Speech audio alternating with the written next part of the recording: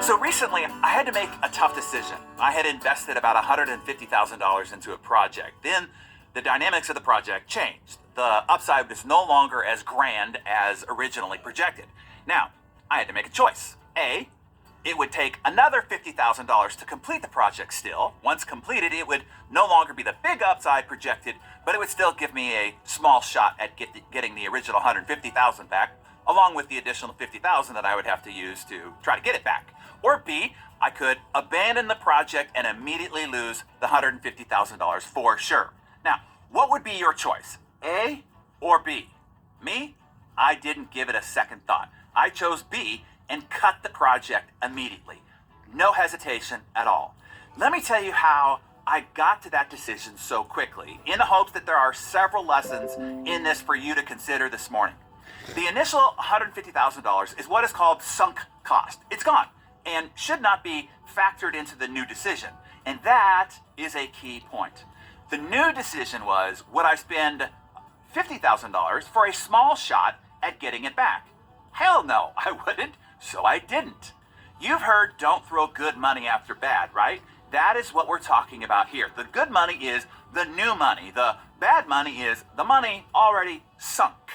This sunk cost factor is likely hindering your decision making in many areas of your life. Recently, my wife and I moved from a house that we lived in for 17 years. You can accumulate a whole lot of stuff in closets and drawers and such in a house in 17 years. When moving, we had to assess every single item. Does it live or does it die?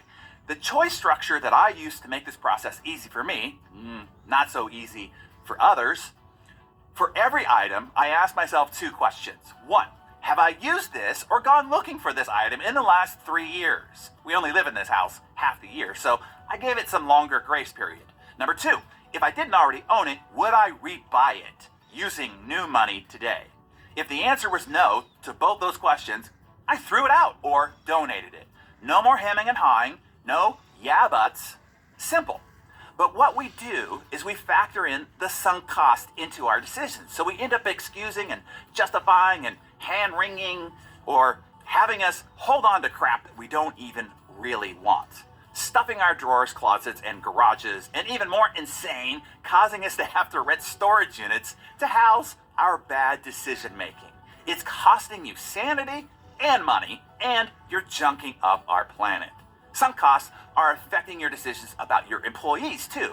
You think, I have so much invested in this person, so much time, so much training, etc.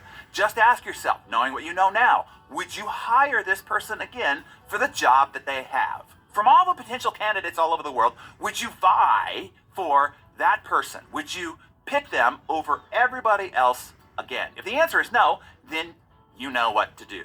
Some costs are affecting your decisions about friendships too. You think, I've known this person since high school or grade school or since we took baths together as small children or whatever. Instead, ask yourself, if you didn't know each other at all, and if you happened to meet at a cocktail party, would you want to make an effort to befriend this person now, knowing what you know? If the answer is probably not, then you know what to do. Knowing what you know about one of your kids, would you have them again? No, just kidding. You're stuck with that. That's about the only reference I can think of where sunk costs don't apply. That toothpaste is already out of the tube and there's no sticking that one back in. That is one horizontal dance you gotta pay for forever. Back to it. Let me repeat the key point again. Do not let the sunk cost be factored into the new decision. Don't throw good money after bad money that is already spent. Don't throw good time after bad time that is already spent. Don't throw new life after the life you've already wasted. Make every decision from what you have to spend from this moment forward. How does that change the decision?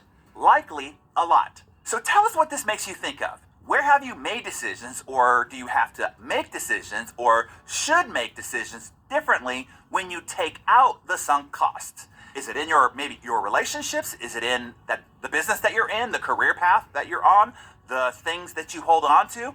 Make a note of it in your Darren Daily Journal and tell us your thoughts in the comments below.